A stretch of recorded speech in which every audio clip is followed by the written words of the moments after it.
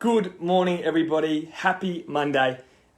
Jules here, checking in, and super excited to bring you this 3-day video series. And it's something that we want to do more of over the year 2021. Obviously, last year was such a crazy year. We had Happiness Aid, we had obviously our online programs, but something we really want to focus on is continually to provide value to your lives. And we all go through different challenges at different times and different moments. But it's always really important to continue to upskill and make sure we take time to check in on ourselves, to reevaluate, to understand, are we learning the right tools to ensure that we are equipped to deal with our challenges? And just think about that for a second.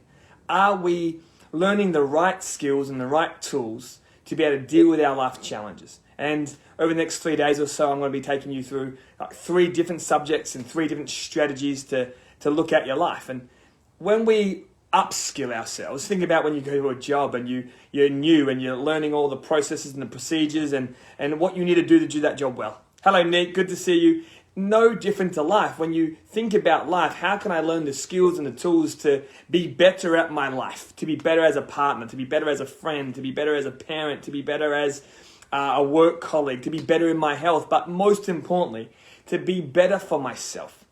And one of the things that we're so very good at is putting ourselves last. And we're quite often, so quick to fill up the buckets of others and make sure that they're happy. But we're so good at leaving ourselves last in that process. So over this next 3 days, as I said, some insights and tools to equip you to live your best life. And super excited to bring it to you. I haven't been able to come live as much as I'd like over the last 6 months or so, but I'm definitely going to make more of an effort to be able to bring you that value and some powerful distinctions to create what I call hope and possibility. Hope being, when we have hope, despair is less. And everyone in times in their life goes through moments of despair, moments of grief, moments of loss, moments of frustration. It's what makes us human. And as I said before, it's about equipping ourselves to deal with these things. So in life, it's either thinking about our resources or being resourceful. Resources are the things that we sometimes blame. I don't have enough time, I don't have enough money, I don't have enough support. We're blaming resources. But when we become more resourceful, we tap into empowerment, which is who do I need to become to deal with this challenge? So a great way to think about that right now in your life is think about a challenge that you may be having right now in your health, career, finances, relationships, in yourself. Find a challenge. We all have challenges. Find one. And then think about, what am I blaming for that challenge? Or what am I complaining about? Or what am I justifying in that problem? And what am I saying I don't have enough of? And quite often what you'll find is you're not really asking yourself the question is, what could I be doing more? How could I become better? How can I deal with this challenge differently? And today's all about being calm. So the pillar today is about being calm. And being calm is such a powerful tool to dealing with your life challenges. And why so? Well, have you ever been angry before and tried to talk to your partner? Well, what was the outcome? Probably not great. Have you ever been angry before in your workplace and tried to talk to your colleagues? The outcome was probably not great. There's nothing wrong with the emotion of anger, by the way. It's really important distinction. There is nothing wrong with the emotion of anger. But there is something wrong with expressing anger in a disempowering way. So yelling at someone, treating them poorly, putting them down, name-calling, shouting, yelling. These things are the wrong things to do with the emotion of anger. Anger is a great tool to allow ourselves to feel like, why are we triggered? Morning, Danielle. If you guys are on the line tonight, make sure, not on the line tonight. If you're on the line this morning, make sure you say good morning, where you're from, and maybe one gratitude. But being calm is ultimately this. When we feel good, we take better action. When we feel good, we take better action in everything that we do. We know this just because of the incredible studies around people who achieve and fulfill so much of their life. They have a sense of calmness about them. And it's not because they don't feel like they don't have challenge, they don't respond or react or are not triggered by things. We're all going to be triggered by things along the way. Of course, even myself, and I've been doing this work for 7 years. You get triggered. But what's really important is this, so please write it down. You have to work on the rhythm. So please write the word down, the rhythm. The rhythm with your triggers. If you know you're going to be triggered by things in your life that cause you sadness, pain, memories that at times trigger you, well, how do you get the rhythm right? And the rhythm is getting the balance between both, knowing that these triggers are they're there for a reason and you need to work through them. And the rhythm of, okay, well, what do I need to do differently? And we're only as free as the options that we have in this life. Please write it down. We're only as free as the options that you have in this life. So if you believe you have no options, then you're pretty trapped. And you always have options. And I have lots of people tell me that this is the only option I have. It's not the only option you have. It's the only option you have from that current level of thinking. I repeat it. It's not the only option you have. It's the only option you have from that current level of thinking. So if you upgrade or change the way you look at something, what you look at changes. Your mind is a powerful tool. And being calm is a great ability to make good decisions. Being calm is calculate. Being calm is responding, not reacting. Being calm is, am I acting from my best self? Am I acting in a way that I'm proud of? Am I acting in a way that I want someone to treat my children? That's a great way to think about calmness. How would you like someone to treat your children, regardless if you've got kids or not? How would you like someone to treat your children when they were feeling angry or upset or frustrated? Wouldn't you want them to be calm and say, this is how I'm feeling, this is why I'm feeling this way? We ultimately call it emotional intelligence and self-awareness. So please write these two things down. Self-awareness, so being aware of yourself and your surroundings and your emotions, and also aware of other people's emotions and other people's surroundings. Pretty powerful. And then emotional intelligence is about being really intelligent about what emotions are what and what are they trying to tell you and why are you feeling this way. And the more you do this, the better you respond, the better you start to make choices towards that person that you want to be. So being calm is powerful. And if you think about this, it's really, really important to think about this concept. The person who controls the emotion always controls the outcome. Just think about it for a second. The person who controls the emotion controls the outcome. I asked you before to think about a problem that you're having in your life right now, a current life problem. Well, when you control the emotion, you control the outcome, which is, you know what? Yeah, this is giving me some emotional triggers. This is bothering me. This is frustrating me. But I'm going to make sure that I'm going to control how I feel to make the best choice. Because when we feel crappy, we sometimes make bad choices. When we feel crappy, we sometimes hurt other people. When we feel crappy, we sometimes hurt ourselves. And then that creates this momentum of self-doubt, disappointment. And I'm sure you've been there before, right? When you made choices when you're not feeling great. And it could be as simple as, feeling unloved and you emotionally eat, or you spend too much time on social media. It could be as simple as that. And then it's we create this momentum of self-doubt, self-pity, and then it continues. And all it really was an emotional trigger that says, how would you like to deal with this? How would you like to respond to this? How would I like to use this moment to be a better person tomorrow than I was today? We all have this ability, by the way. It's a learnt skill, of course. And I didn't always get it right. Once upon a time, I didn't have any understanding of any of the things I talk about with you today. Hello, Lee. Lisa, good to see you. Hello, Laura. But it's like anything. If you're going to run a marathon, you've got to train for it.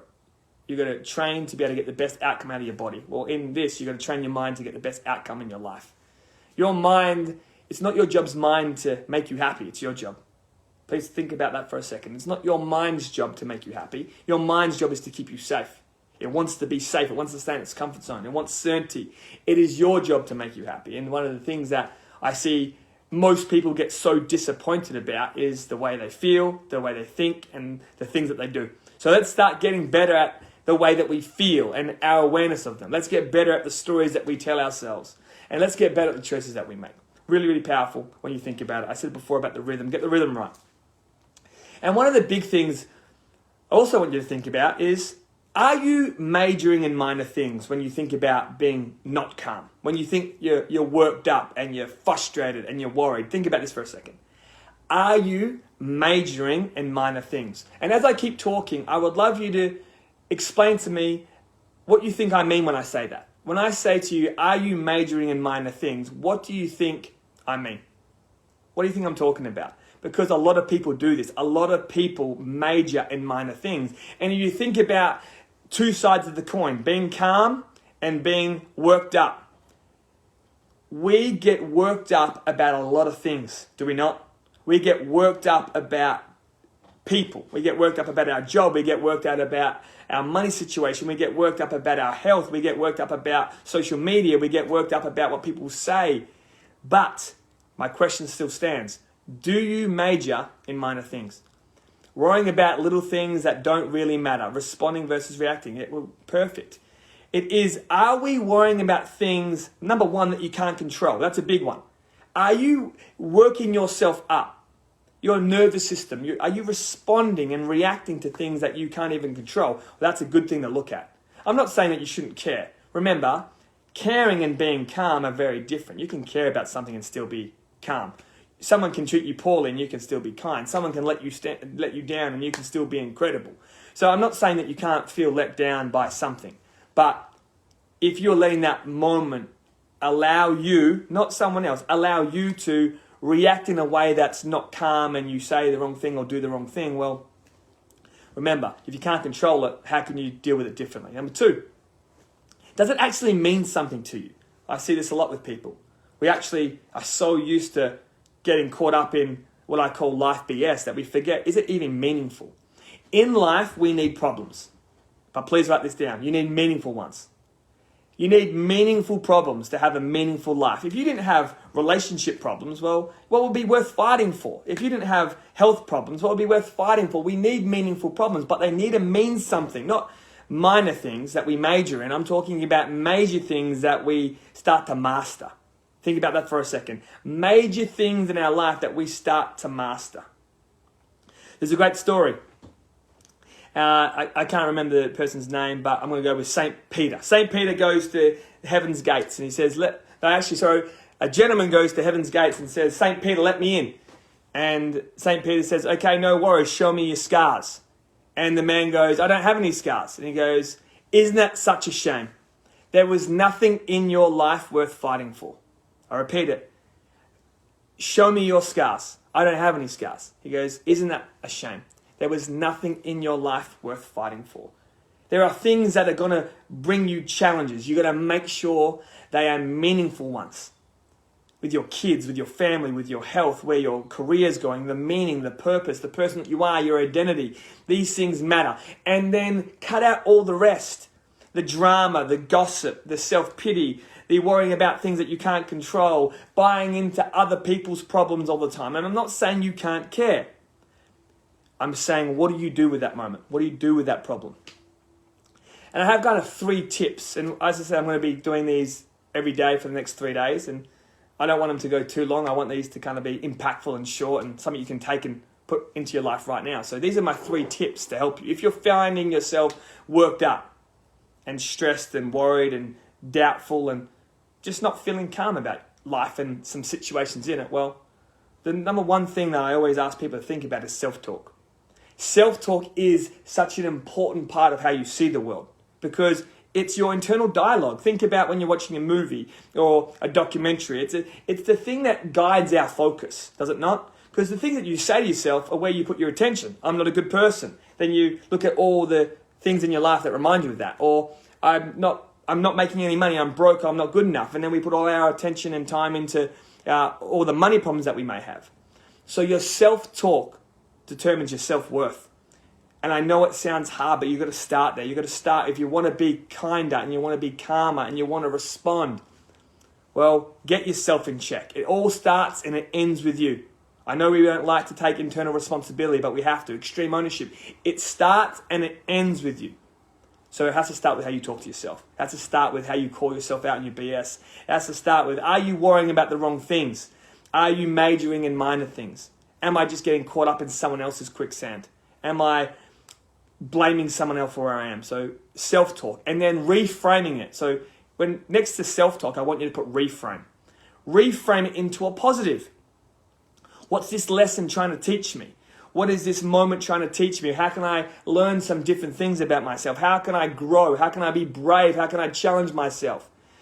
That is powerful self-talk. Motivating yourself to do something. Motivating yourself to try. Motivating yourself to do something different and get a different outcome. Remember, as I said before, it's because we look at things with the same level of thinking that we don't overcome it.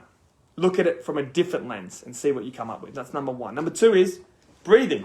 When we're not feeling calm, we don't breathe properly. We as a species breathe shallow anyway, but breathing is a powerful technique. And trust me, I jump on stage in front of hundreds and thousands of people. Tomorrow I jump in front of 14,000 people, right? And that could probably make the body respond in a way when you wouldn't feel calm, wouldn't it? You think about the nerves and the pressure, the nervous system responding, the enthusiasm, the excitement, regardless of what it is I feel tomorrow. I won't be able to tell you until tomorrow, but the point is, that will cause a response in my body. And I want to be calm because I want to be composed. I want to be able to say the right things to these people so it can make a difference. So I got to be calm. Well, do you know how I do it? Breathing. Hands here, hand here.